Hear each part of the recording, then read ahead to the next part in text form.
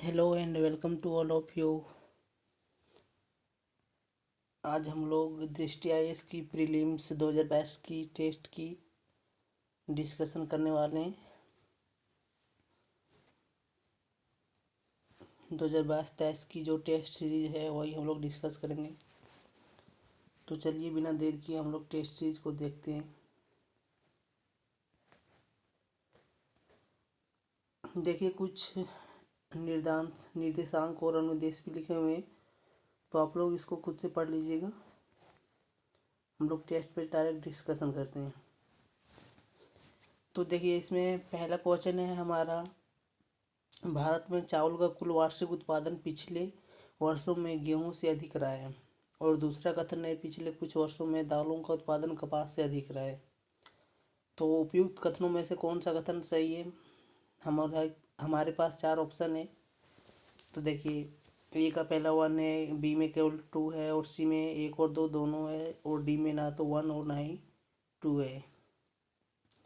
तो हम लोग जानते हैं कि भारत में चावल का कुल वार्षिक उत्पादन केवल पिछले 5 वर्षों में गेहूं से अधिक रहा है। तो इसीलिए फर्स्ट कथन हमारा सही हो जाता है और बाकी रॉन्ग हो जाता है। तो पहला कथन हमारा सही हो जाता है।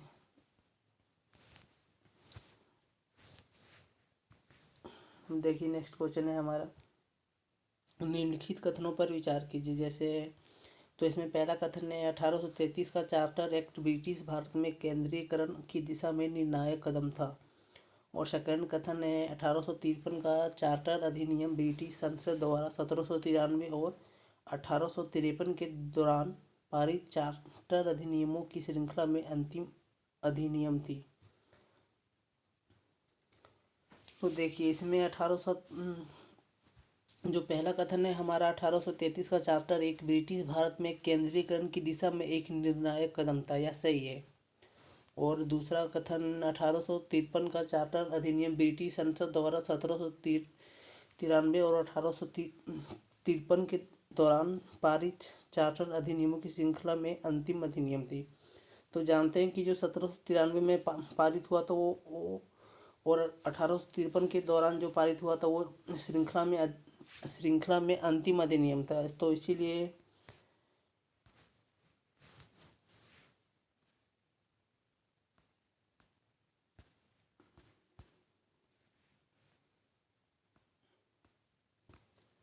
तो सेकेंड नंबर का आंसर हो जाता है हमारा। इसमें दोनों कथन सही हो तो सेकेंड नंबर का आंसर सी हो जाता है।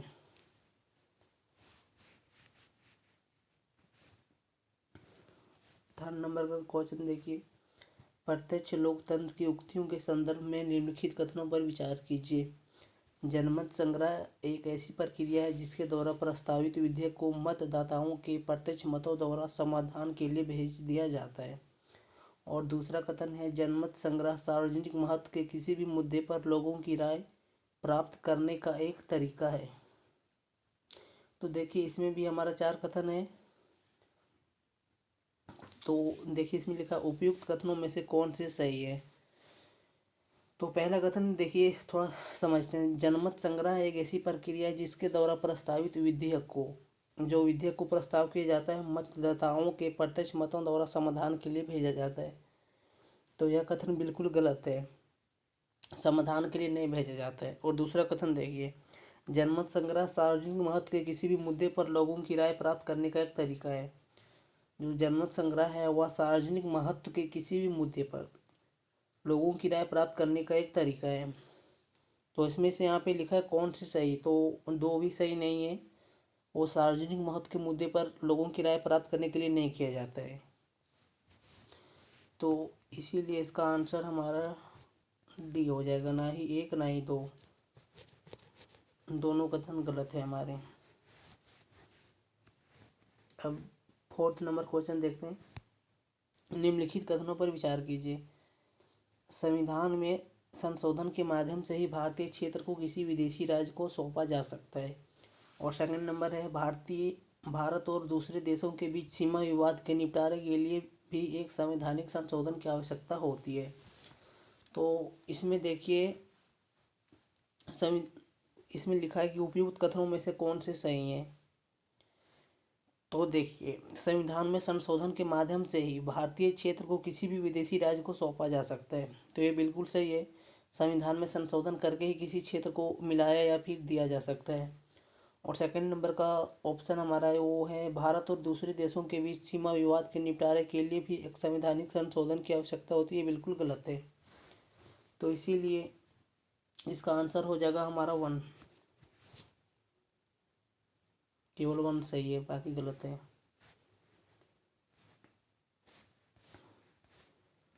अब 5 नंबर का क्वेश्चन देखते हैं। देखिए, निम्नलिखित में से कौन से अनुच्छेद राज्य के नीति निर्देशक तत्वों में गांधीवादी सिद्धांत की विचारधारा को दर्शाते हैं। तो देखिए, इसमें ऑप्शन दिया अनुच्छेद 40, अनुच्छेद 43, अनुच्छेद 43 बी, अनुच्छेद 51 बी। नीचे दिए गए कोड का प्रयोग करके सही उत्तर चुनना है। तो देखिए, इसमें ऑप्शन बी हमारा सही हो सकता है, मतलब सही है। अब कैसे ये समझते हैं, देखिए ऑप्शन बी में हमारा है केवल 1, 2 और 3।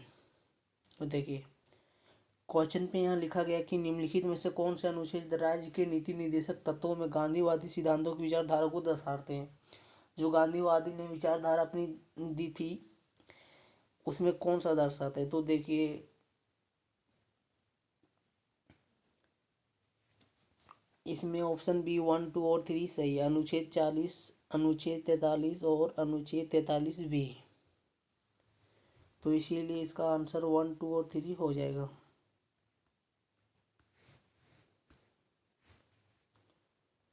ऑप्शन बी हमारा सही है, 1 और 2, 1, 2 और 3।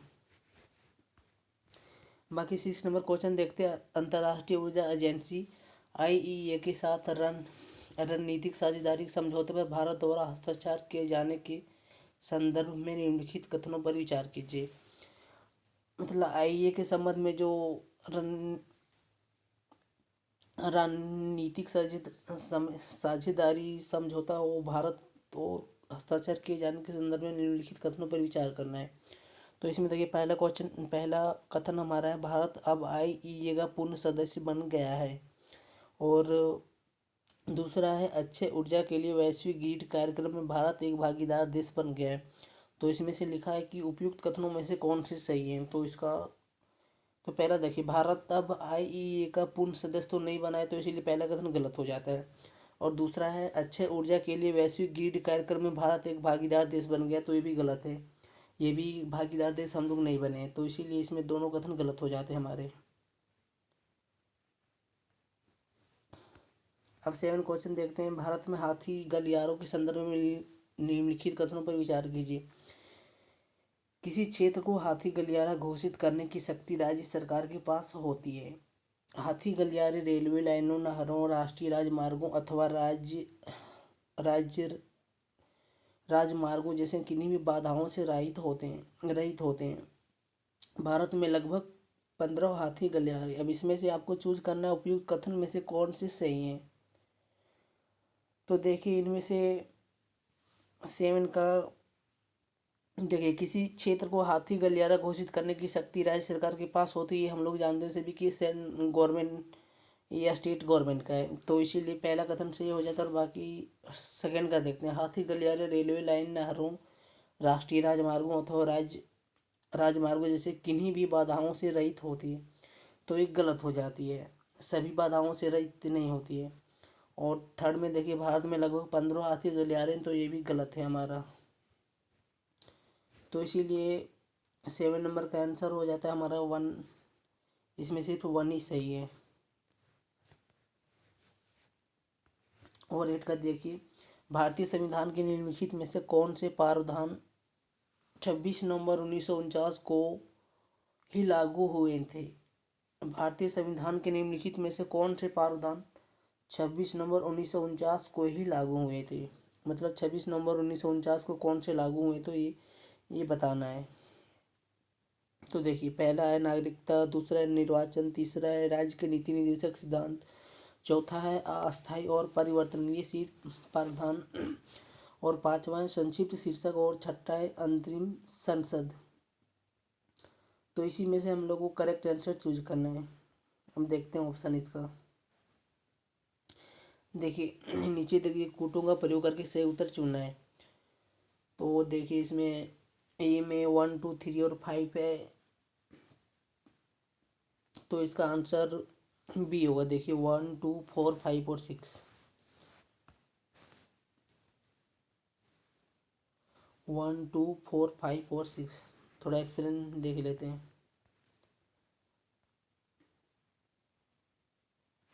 1 2 5 4 और 6 देखिए।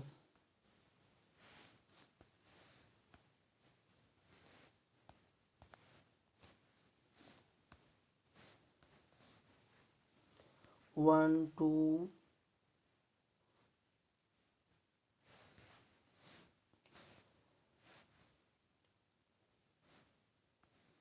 एक मिनट, 1 2 4 5 6 है। देखिए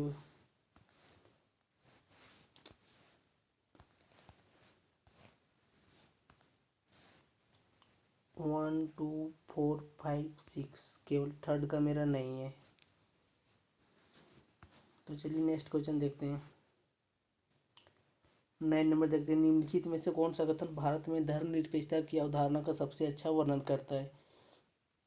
देखिए पहला कथन है, धर्मनिरपेक्षता की भारतीय अवधारणा के लिए धर्म और राज्य में पूर्ण अलगाव आवश्यक है। भारतीय धर्मनिरपेक्षता को राज्य के मामले से धर्म के पूर्ण निष्कासन की आवश्यकता नहीं है। सी नंबर है, धर्मनिरपेक्षता की भारतीय अवधारणा में धर्म पूरी तरह से निजी क्षेत्र में चला गया है और सार्वजनिक जीवन में इसका कोई स्थान नहीं है। और डी नंबर है, भारतीय मॉडल में राज्य धर्म के मामले के ऊपर से हस्तक्षेप नहीं करता जब तक धर्म कानून की सीमाओं के भीतर है। तो इसका आंसर होगा बी। देखिए निम्नलिखित में से कौन सा कथन भारत में धर्मनिरपेक्षता की अवधारणा का सबसे अच्छा वर्णन करता है? तो 9th का ऑप्शन भी देखिए, भारतीय धर्मनिरपेक्षता को राज्य के मामले से धर्म के पूर्ण निष्कासन की आवश्यकता नहीं है। ये ऑप्शन हमारा सही है।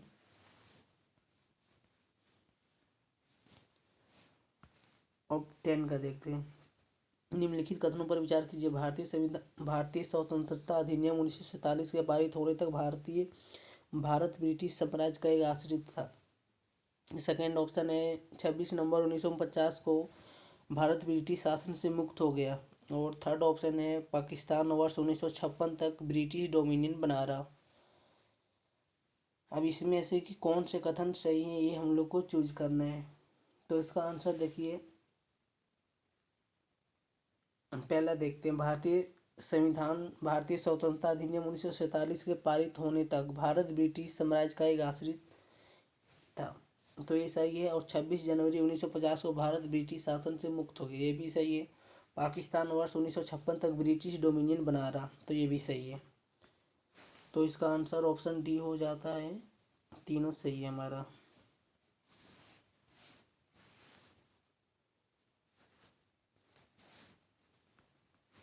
अब 11 नंबर देखते हैं।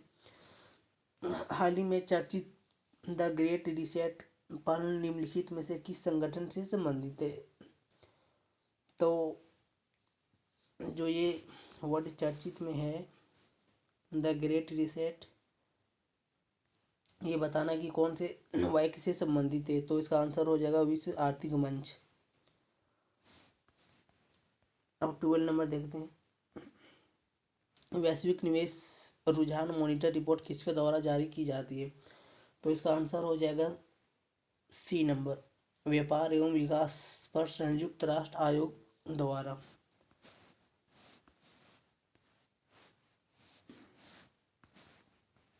30 नंबर देखते हैं। मार्शल लॉ के संदर्भ में निम्नलिखित कथनों पर विचार कीजिए। तो देखिए भारत में मार्शल लॉ की अवधारणा इंग्लिश कॉमन लॉ से ली गई थी। भारतीय संविधान के अनुच्छेद 34 में मार्शल लॉ को परिभाषित किया गया है। तो देखिए निम्नलिखित में से कौन से कथन सही है ये चूज करना है हम लोग को। तो देखिए पहला कथन इसमें, भारत में मार्शल लॉ की अवधारणा इंग्लिश कॉमन लॉ से ली गई, ये सही है। और भारतीय संविधान के अनुच्छेद 34 में मार्शल लॉ को परिभाषित किया है, ये कथन गलत है हमारा। तो इसीलिए इसमें 13 का ऑप्शन हमारा सिर्फ ये सही होगा। अब 14 का देखते हैं, भारत के नियंत्रक और महालेखा परीक्षक के संदर्भ में निम्नलिखित कथनों पर विचार कीजिए। तो देखिए इसमें पहला कथन है, डॉक्टर BR अम्बेडकर ने इसे भारत के संविधान से अंतर्गत सबसे महत्वपूर्ण पद माना है। और सेकेंड नंबर ऑप्शन है, इसे राष्ट्रपति द्वारा उसी आधार पर और प्रक्रिया से हटाया जा सकता है जिस प्रक्रिया से सर्वोच्च न्यायालय के न्यायाधीश को हटाया जा सकता है।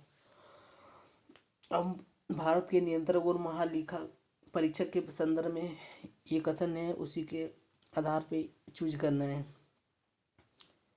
तो देखिए डॉक्टर BR अम्बेडकर ने इसे भारत के संविधान के अंतर्गत सबसे महत्वपूर्ण पद माना, ये सही है। और सेकेंड ऑप्शन है, इसे राष्ट्रपति द्वारा उसी आधार और प्रक्रिया से हटाया जा सकता है जिस प्रक्रिया से सर्वोच्च न्यायालय के न्यायाधीश को हटाया जा सकता है। तो इसका ये भी ऑप्शन सही है, मतलब इसका दोनों कथन सही है, तो इसीलिए इसका ऑप्शन सी सही आंसर होगा। 15 नंबर देते हैं, संघीय व्यवस्था एक एकात्मक व्यवस्था में निम्नलिखित अंतरों पर विचार कीजिए। पहला देखिए, संघीय व्यवस्था में लिखित संविधान होता है जबकि एकात्मक व्यवस्था में लिखित या अलिखित संविधान होता है। और सेकंड नंबर देखते हैं, संघीय व्यवस्था में अन्यमय संविधान होता है जबकि एकात्मक व्यवस्था में अन्यमय अथवा नम्य संविधान होता है। थर्ड है, संघीय व्यवस्था में द्विसदनीय विधायिका होती है जबकि एकात्मक व्यवस्था में एक सदनीय विधायिका होती है।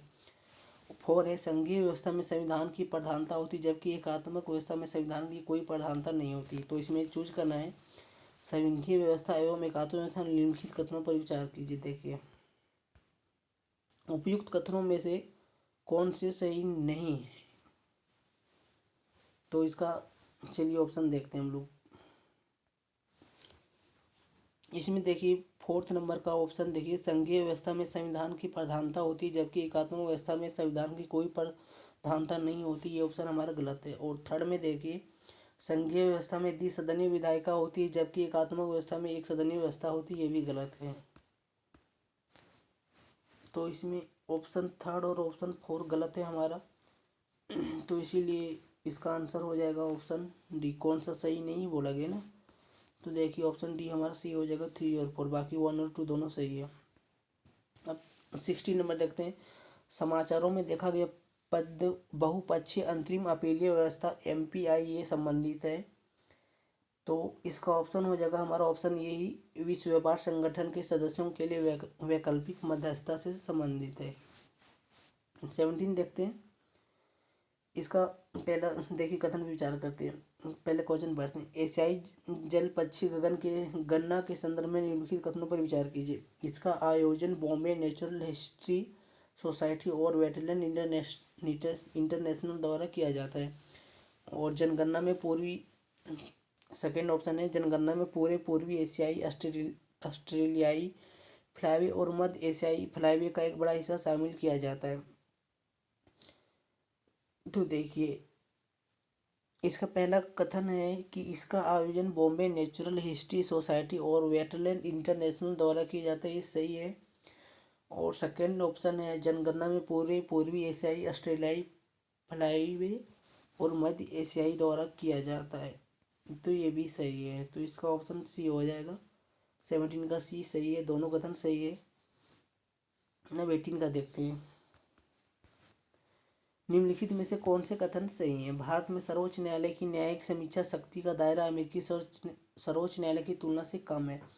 संसदीय प्रणाली विधायिका और कार्यपालिका के मध्य सहयोग और समन्वय के सिद्धांत पर आधारित है। भारतीय संविधान एक ऐसे न्यायपालिका प्रणाली की स्थापना करता है जो एकीकृत होने के साथ साथ स्वतंत्र भी है। और ऑप्शन डी है, भारत के संविधान में केवल शासन के मूलभूत सिद्धांत शामिल है। तो इसमें से हम लोग को चूज करना है कि कौन से कथन सही नहीं है। तो ऑप्शन डी देखिए, भारत के संविधान में केवल शासन के मूलभूत सिद्धांत शामिल नहीं है, ये कथन गलत है हमारा, बाकी सही है। ऑप्शन डी हमारा गलत है। हम क्वेश्चन 19 देखते हैं, लोकतांत्रिक समाजवाद के संदर्भ में निम्नलिखित कथनों पर विचार कीजिए। तो इसका है, लोकतांत्रिक समाजवाद का उद्देश्य गरीबी, अज्ञानता, बीमारी और अवसर की असमानता को समाप्त करना है। दूसरा है, लोकतांत्रिक समाजवाद मिश्रित अर्थव्यवस्था में विश्वास रखता है। थर्ड ऑप्शन है, देखिए दो ही ऑप्शन दिया है, तो इसमें से चूज करना है हम लोग को। लोकतांत्रिक समाजवाद के संदर्भ में निम्नलिखित कथनों पर विचार करना है। तो इसमें से कौन सा कथन सही है चूज करना है।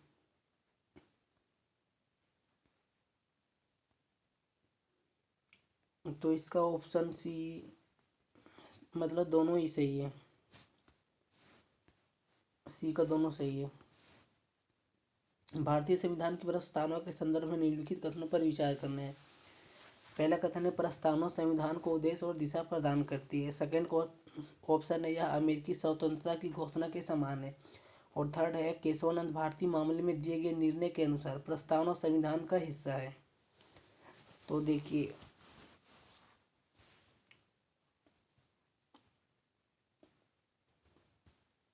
उपयुक्त कथनों में से कौन से कथन सही है, मतलब चूज करना हम लोग को कौन से सही है। तो देखिए पहला कथन, प्रस्तावना संविधान को उद्देश्य और दिशा प्रदान करती, सही है। यह अमेरिकी स्वतंत्रता की घोषणा के समान है, ये भी सही है। केशवानंद भारती मामले में दिए गए निर्णय के अनुसार प्रस्तावना संविधान का हिस्सा है। तो इसका ऑप्शन तीनों सही है, तो इसीलिए ऑप्शन डी सही है। अब 21 नंबर देखते हैं, हस्त निर्मित कागज मोनपा बनाने की परंपरा कहाँ से संबंधित है। तो इसका ऑप्शन देखिए अरुणाचल प्रदेश इसका सही आंसर होगा। ऑप्शन ये सही है। फिर 22 नंबर देखिए, देखते हैं, डिजिटल भुगतान सूचकांक डीपीआई के संदर्भ में निम्नलिखित कथनों पर विचार करना है। तो इसमें पहला कथन है कि यह भारतीय राष्ट्रीय भुगतान निगम द्वारा जारी किया जाता है। दूसरा कथन है, इस सूचकांक की आधार अवधि मार्च 2017 है। तीसरा है, डीपीआई 2020 के अनुसार भारत में डिजिटल भुगतान की संख्या मार्च 2018 से मार्च 2020 के मध्य दोगुनी हो गई। अब इसमें से चूज करना है कि उपयुक्त कथनों में से कौन से कथन सही है हमारा। तो इसका ऑप्शन कथन दो देखिए, केवल यही हमारा सही है। इस सूचकांक की आधार अवधि मार्च 2017 है। ऑप्शन टू सही है। तो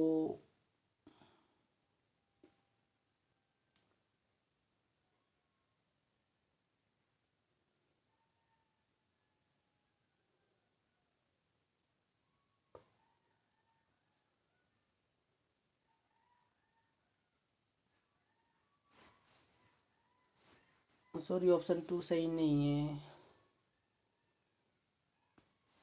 ऑप्शन टू हमारा गलत है। ऑप्शन थ्री सही है, इस सूचकांक की आधार अवधि मार्च 2017, ये गलत है। थर्ड नंबर सही है हमारा।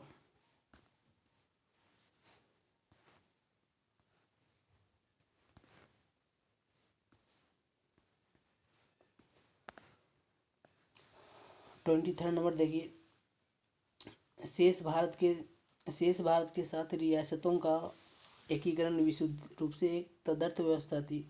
इसके तहत आयोग ने भाषाई आधार पर राज्यों के पुनर्गठन की सिफारिश की। जेवीपी समिति ने भाषाई आधार पर राज्यों का पुनर्गठन औपचारिक रूप से खारिज कर दिया।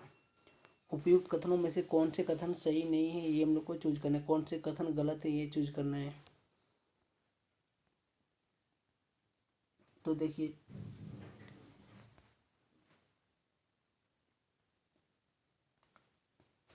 इसके तहत आयोग ने भाषाई आधार पर राज्यों के पुनर्गठन की सिफारिश की, ये सही नहीं है हमारा, ये गलत है। इन्होंने राज्य के आधार पर पुनर्गठन की सिफारिश नहीं की थी, तो इसीलिए इसका ऑप्शन बी सही होगा।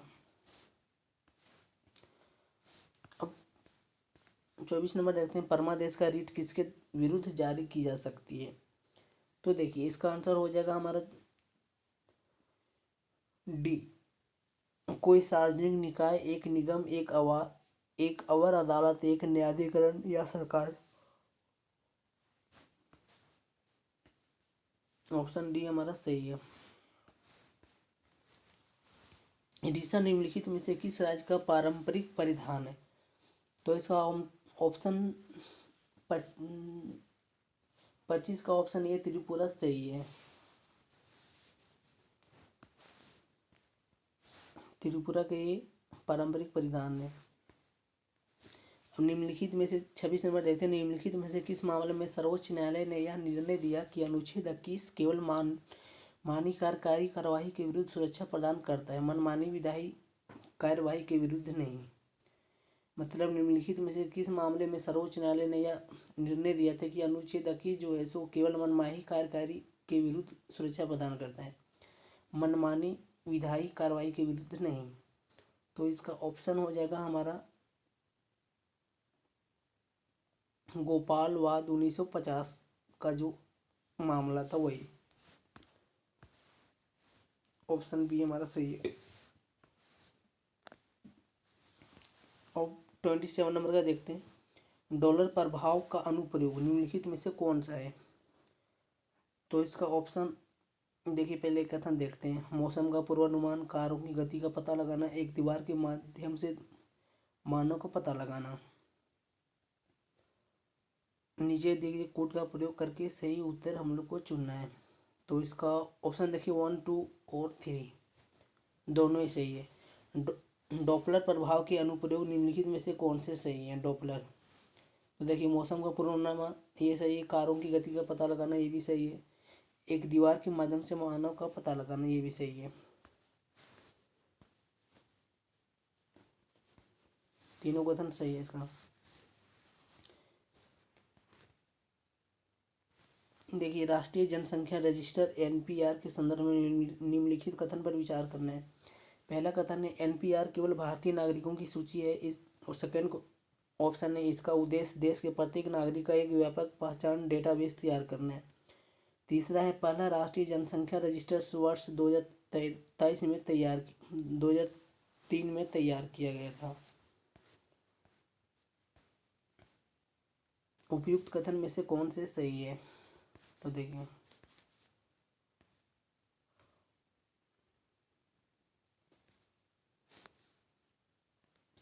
एनपीआर केवल भारतीय नागरिकों की सूची है, सही है। और डी इसका उद्देश्य देश के प्रत्येक नागरिकों को एक व्यापक पहचान डेटाबेस तैयार करना ये भी सही है। पहला राष्ट्रीय जनसंख्या रजिस्टर वर्ष 2003 में तैयार किया गया था ये भी सही है।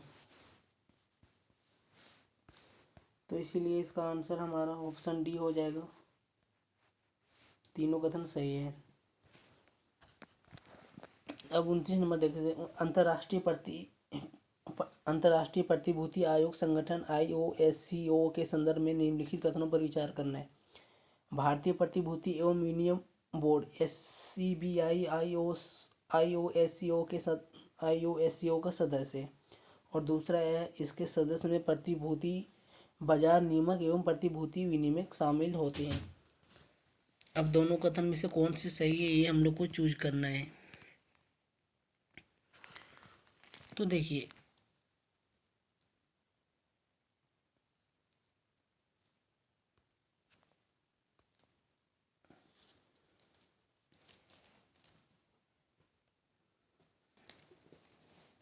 पहला कथन है हमारा भारतीय प्रतिभूति एवं विनिमय बोर्ड IOSCO के सदस्य हैं।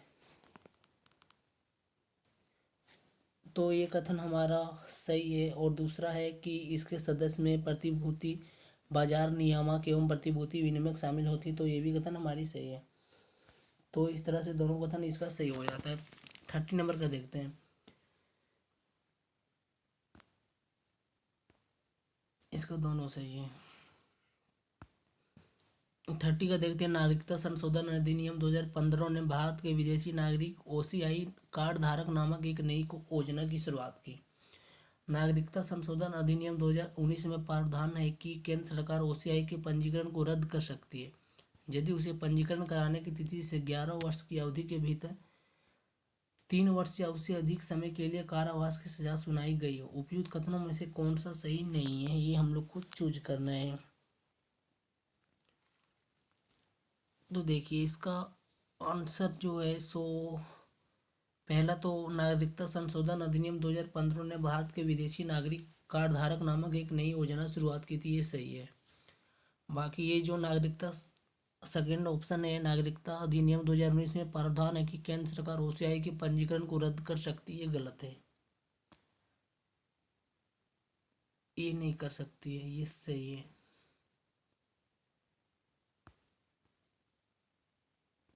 तो 31 देखते हैं, यदि संसद के दोनों सदनों दो 31 है, यदि संसद के दोनों सदनों द्वारा अनुमोदित कर दिया जाए तो राष्ट्रपति शासन 6 माह तक जारी रहता है। सेकेंड ऑप्शन है 38वें संशोधन अधिनियम 1975 ने 6 माह की अवधि को बढ़ाकर 1 वर्ष कर दिया था। थर्ड ऑप्शन है 44वें संविधान संशोधन 1978 ने इस अवधि को पुनः घटाकर 6 माह कर दिया था। तो इसमें से हम लोग को चूज करना कि कौन से कथन सही है और नहीं है।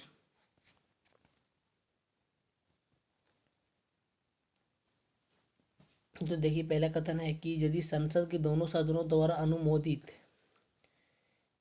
अनुमोदित कर दिया जाए तो राष्ट्रपति शासन 6 माह तक जारी रहता है। तो ये तो सही है कि दोनों सदन अगर अनुमोदित कर देता तो 6 माह तक जारी रहता है, हम सबको पता है कि ये सही है। और जो 38वां संविधान संशोधन है, इन्होंने 6 माह की अवधि को बढ़ाकर 1 वर्ष कर दिया, तो ये गलत है। तीसरा है कि 44वें संविधान संशोधन अधिनियम 1978 ने इस अवधि को पुनः घटाकर 6 माह कर दिया था, तो ये सही है। तो इस तरह से हमारा ऑप्शन हो जाता है कि 1 और 3 सही है, तो ऑप्शन बी सही हो जाएगा। अब 32 देखते हैं। वर्ल्ड इकोनॉमिक आउटलुक रिपोर्ट प्रकाशित की जाती है, तो इसका आंसर हो जाएगा कि हमारा ऑप्शन बी, अंतर्राष्ट्रीय मुद्रा कोष द्वारा वर्ल्ड इकोनॉमी आउटलुक रिपोर्ट प्रकाशित की जाती है। और 33 है कि फर्स्ट पास्ट द पोस्ट प्रणाली के संदर्भ में निम्नलिखित कथनों पर विचार करना है।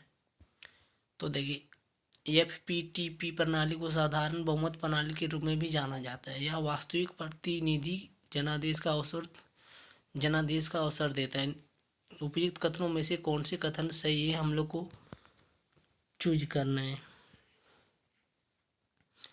तो देखिए FPTP प्रणाली को साधारण बहुमत प्रणाली के रूप में भी जानी जाती है, ये सही है।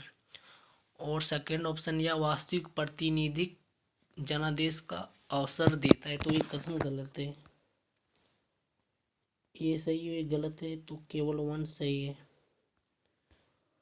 24 का है मौलिक अधिकारों के संबंध में निम्नलिखित कथनों में से कौन सा कथन सही नहीं है, ये हम लोग को चूज करना। ध्यान रहे कि कौन सा कथन सही नहीं है, ये पूछा गया है। मौलिक अधिकार नागरिकों को उपलब्ध अन्य अधिकारों से भिन्न नहीं है। मौलिक अधिकार नागरिकों को उपलब्ध अन्य अधिकारों से भिन्न नहीं है, तो ये कथन हमारा सही नहीं है, ये गलत है। अन्य अधिकारों से भिन्न है, ये कथन गलत है, तो यही ऑप्शन हमारा सही हो जाएगा। अब 35 नंबर देखते हैं। सहकारी समिति के संदर्भ में निम्नलिखित कथनों पर विचार करना है। तो देखिए पहला कथन है 97 संविधान संशोधन अधिनियम 2011 ने संविधान में एक नया भाग IXB जोड़ा। मतलब 97 जो संविधान संशोधन 2011 में हुआ था, उन्होंने संविधान में एक नया भाग 9B जोड़ा था। और दूसरा है हाल ही में सर्वोच्च न्यायालय ने बहुराज्यीय सहकारी समितियों MSCS से संबंधित संशोधन के बाद 9B के कुछ हिस्सों को रद्द कर दिया। तो हम लोग को चूज करना है कि उपयुक्त कथन में से कौन से कथन सही है। तो देखिए 97 संविधान संशोधन 2011 ने संविधान में एक नया भाग 9B जोड़ा, ये तो सही है, लेकिन वो दूसरा कथन जो है वो गलत है।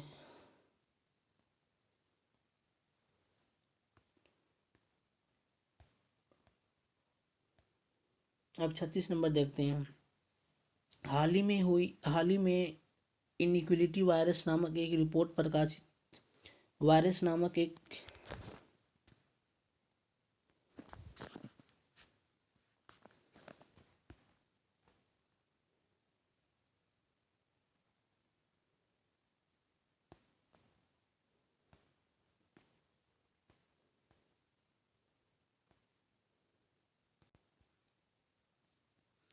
देखिए निम्नलिखित कथनों पर 36 नंबर देखते हैं। हाल ही में इनिक्विलिटी वायरस नामक एक रिपोर्ट प्रकाशित हुई थी। तो यह जो कथन या जो है सो किसके द्वारा प्रकाशित की गई थी? तो देखिए इसका पहला कथन है विश्व आर्थिक मंच और बी कथन है ऑक्सफैम इंटरनेशनल, सी है रिपोर्ट्स विदाउट बॉर्डर्स, डी है आर्थिक सहयोग एवं विकास संगठन। तो इसका ऑप्शन हो जाएगा हमारा ऑक्सफैम इंटरनेशनल।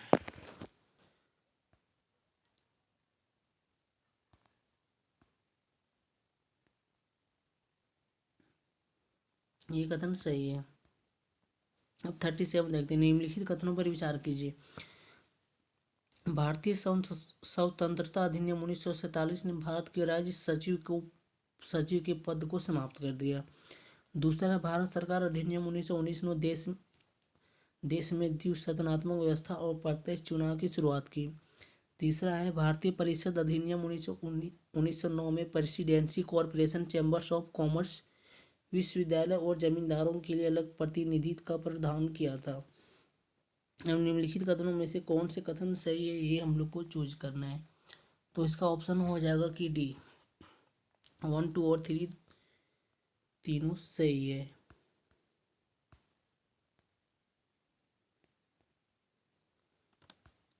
अब 38 नंबर देखते हैं। भारतीय संविधान के बारे में निम्नलिखित कथनों में से कौन से कथन सही हैं? पहला देखिए, भारतीय संविधान समाज की बदलती आवश्यकताओं के अनुसार संशोधन की आवश्यकता को स्वीकार करता है। दूसरा है भारतीय संविधान प्रत्येक स्थिति के संबंध में अंतिम निर्णय है। तो इसमें से निम्नलिखित कोटों का प्रयोग करके सही उत्तर का चयन करना है हम लोगों को। तो इसका ऑप्शन ये सही है, केवल 1 सही है। 39 देखते हैं। वेनेडियम धातु के संदर्भ में निम्नलिखित कथनों पर विचार करना है। पहला है कि वेनेडियम का उपयोग इस्पात उद्योग में किया जाता है क्योंकि यह स्टील को कठोरता और मजबूती प्रदान करती है। दूसरा है भारत में वेनेडियम का उत्पादन नहीं होता है और यह पूरी तरह से आयात पर निर्भर है। तो उपयुक्त कथनों में से कौन सा कथन सही है ये हम लोग को चूज करना है। तो इसका पहला कथन देखिए सही है। भारत में वेनेडियम का उत्पादन नहीं होता और यह पूरी तरह से आयात पर निर्भर है, ये कथन गलत है। 40 देखते हैं। गठबंधन सरकार का अर्थ है एक ऐसी सरकार जिसके मुखिया के पास नाम मात्र की शक्तियां होती है। 2 या 2 से अधिक राजनीतिक दलों के गठबंधन से बनी सरकार, संघीय ढांचे वाली राष्ट्र की प्रतिनिधि सरकार, संविधान की शर्तों द्वारा सीमित सरकार। तो इस कूट में से कौन सा कूट सही है ये हम लोग को चूज करना है। तो जानते हैं कि गठबंधन का मतलब होता है कि 2 या 2 से अधिक पार्टियों का मेल मिलाप वाली सरकार। तो इसीलिए ऑप्शन बी सही हो जाएगा। अब 41 देखते हैं। आर्थिक, सामाजिक और सांस्कृतिक अधिकारों पर अंतर्राष्ट्रीय नियम के अंतर्गत निम्नलिखित में से कौन से अधिकार शामिल नहीं है? कौन सा अधिकार शामिल नहीं है वो हम लोग को चूज करना है, ध्यान रहे। तो देखिए इसमें पहला कथन है कि काम का अधिकार, सामाजिक सुरक्षा और बीमा का अधिकार, तो विचार और अभिव्यक्ति की स्वतंत्रता का अधिकार ये हम लोग का नहीं शामिल है। अब 42 नंबर देखते हैं। निम्नलिखित कथनों पर विचार करना है। तो देखिए पहला कि भारत में केवल अनिवासी डिजिटल सेवा प्रदाताओं पर ही डिजिटल सेवा कर लगाया जाता है। दूसरा है महत्वपूर्ण आर्थिक उपस्थिति की अवधारणा का उपयोग कराधान उद्देश्यों के लिए डिजिटल सेवा प्रदाता के व्यवसाय कनेक्शन को स्थापित करने के लिए किया जाता है। तो इनमें से कौन सा कथन सही है हम लोग को चूज करना है। तो देखिए इसका ऑप्शन 1 और 2 दोनों सही है। अब 43 नंबर देखते हैं। निम्नलिखित कथनों में से कौन से सही है, चूज करना है। पहला देखिए, संविधान की समिति संशोधन शक्ति संविधान की एक मूलभूत विशेषता है। संसद अपनी संशोधन शक्ति का विस्तार कर अपने लिए संविधान को निरस्त या रद्द करने या इसकी मूलभूत विशेषताओं को नष्ट करने का अधिकार अधिग्रहित कर सकता है। विधायिका, कार्यपालिका और न्यायपालिका के बीच शक्तियों का पृथक्करण संविधान की मूलभूत संरचनाओं में से एक है। अब नीचे दिए गए कूटों का प्रयोग करके निम्नलिखित कथनों में से सही कूट का चुनाव करना है। तो देखिए, इसमें से तीनों कथन हमारा सही है, तो इसलिए ऑप्शन सी सही हो जाएगा। अब 44 नंबर देखते हैं। निम्नलिखित में से किसने सभी के लिए एक जाति, एक धर्म, एक ईश्वर का नारा दिया था? तो इसका आंसर हो जाएगा हमारा option A, Shri Narayan Guru.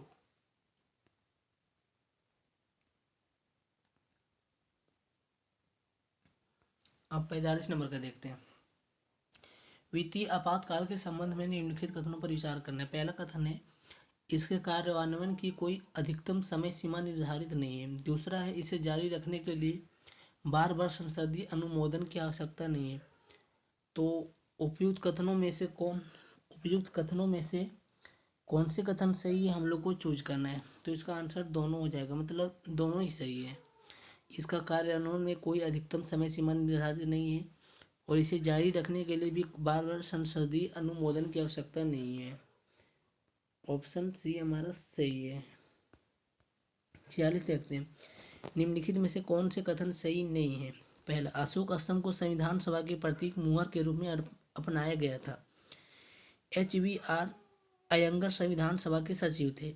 SS Mukherjee संविधान सभा में संविधान के मुख्य प्रारूपकार थे। फोर्थ नंबर है, सर BN राव को संविधान सभा के संवैधानिक सलाहकार, कानूनी सलाहकार के रूप में नियुक्त किया गया था। अब नीचे दिए गए कोटों का प्रयोग करके सही उत्तर का चुनाव करना है। तो इसमें से ऑप्शन डी में जो मतलब केवल वन कथन इसका सही हो सकता है, सही है। मतलब अशोक स्तंभ को संविधान के सभा के प्रतीक के मुहर के रूप में अपनाया गया था, यह कथन हमारा सही है। अब 47 नंबर देखते हैं।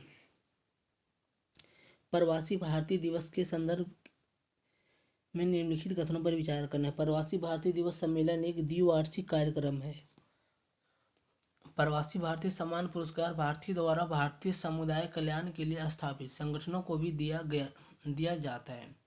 तो निम्नलिखित कथनों में से कौन से कथन सही है, ये हम लोग को चूज करना है।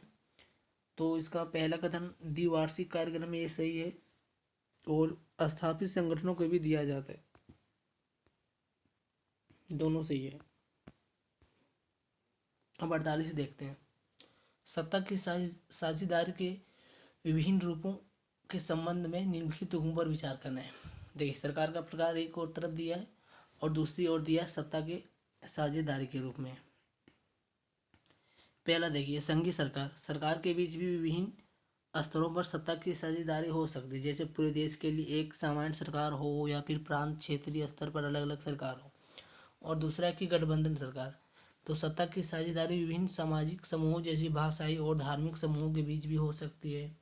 तीसरा कथन है कि सामुदायिक सरकार सत्ता की साझेदारी का एक रूप हम विभिन्न प्रकार के दबाव समूह और आंदोलन द्वारा शासन को प्रभावित और नियंत्रित करने के तरीकों में भी देख सकते हैं। तो 4 नंबर का ऑप्शन है कि सत्ता की साझेदारी शासन के विभिन्न अंगों विधायिका, कार्यपालिका और न्यायपालिका के बीच भी होती है। तो इनमें से चूज करना है कि निम्नलिखित में से कौन से कथन सही सुमेलित नहीं है। याद रहे कि सही सुमेलित नहीं है, हम लोग को चूज करना है।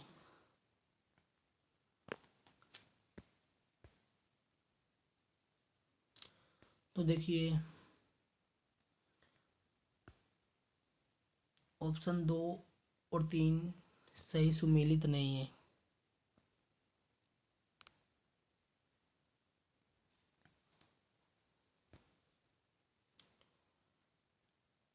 बाकी सही है।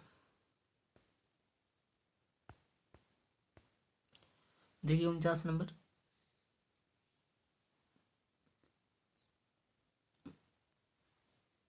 भारत में विकेंद्रीकरण के संदर्भ में निम्नलिखित कथनों पर विचार करना है। तो देखिए पहला कथन है कि विकेंद्रीकरण के पीछे मूल विचार यह है कि अनेक समस्याओं और मुद्दों का समाधान स्थानीय स्तर पर सर्वश्रेष्ठ प्रकार से किया जाता है।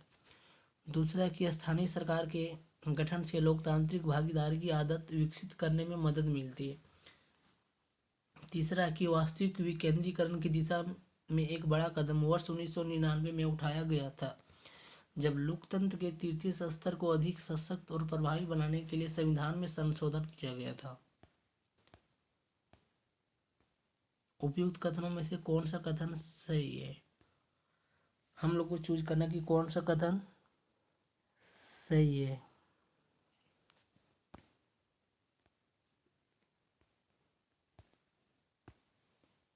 तो इसका दोनों मतलब तीनों कथन सही है।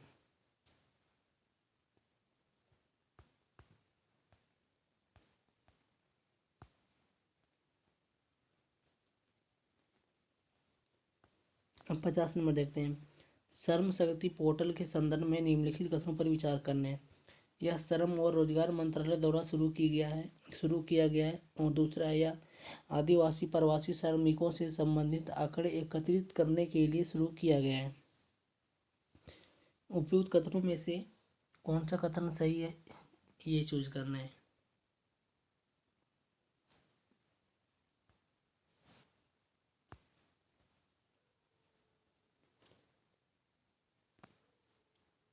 तो इसका ऑप्शन सी होगा।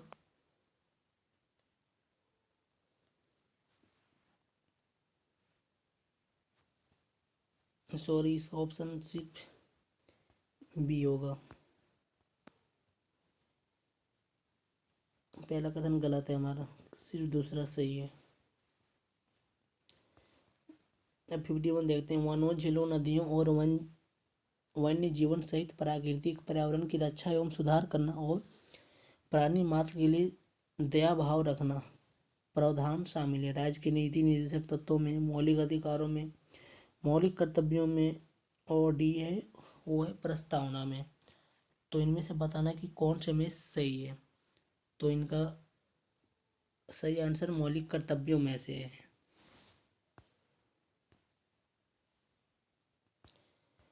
अब 52 देखते हैं। हाल ही में एक हथियार प्रणाली ASMI समाचारों में रहा। यह एक है हवा से सतह पर मार करने वाली मिसाइल, मशीन पिस्तौल, एंटी टैंक मिसाइल, डीजल विद्युत पनडुब्बी। तो इसमें से कौन सा कथन सही है? तो देखिए इसमें से मशीन पिस्तौल हमारा सही है।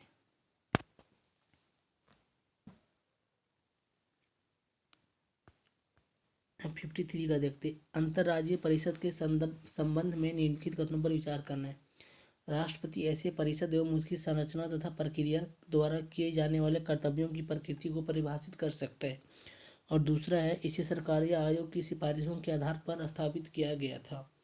तीसरा है कि प्रधानमंत्री इस परिषद के अध्यक्ष के रूप में कार्य करता है। तो उपयुक्त कथनों में से कौन से कथन सही है हम लोग को चूज करना है। तो देखिए इसमें पहला में है कि केवल 1 और 2 और 3, 1 और 3, कौन से कथन सही है ये हम लोग को चूज करना है। तो इसका ऑप्शन हो जाएगा D 1, 2 और 3,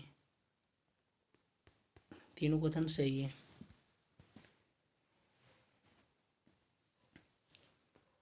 अब अगर आप लोग बोलते हो तो इसके आगे की भी वीडियो बनाएंगे। जैसे एक पेपर में 100 क्वेश्चन होती है ना, तो अभी 53 हुई तो सेकंड पार्ट लेके आएंगे। उसके बाद और भी जो बाकी के टेस्ट हुए हैं वो भी लेके आएंगे। और PDF चाहिए तो कमेंट कीजिएगा, और कुछ बोलना होगा तो कमेंट कीजिएगा। तब तक के लिए मिलते किसी नेक्स्ट वीडियो में। धन्यवाद।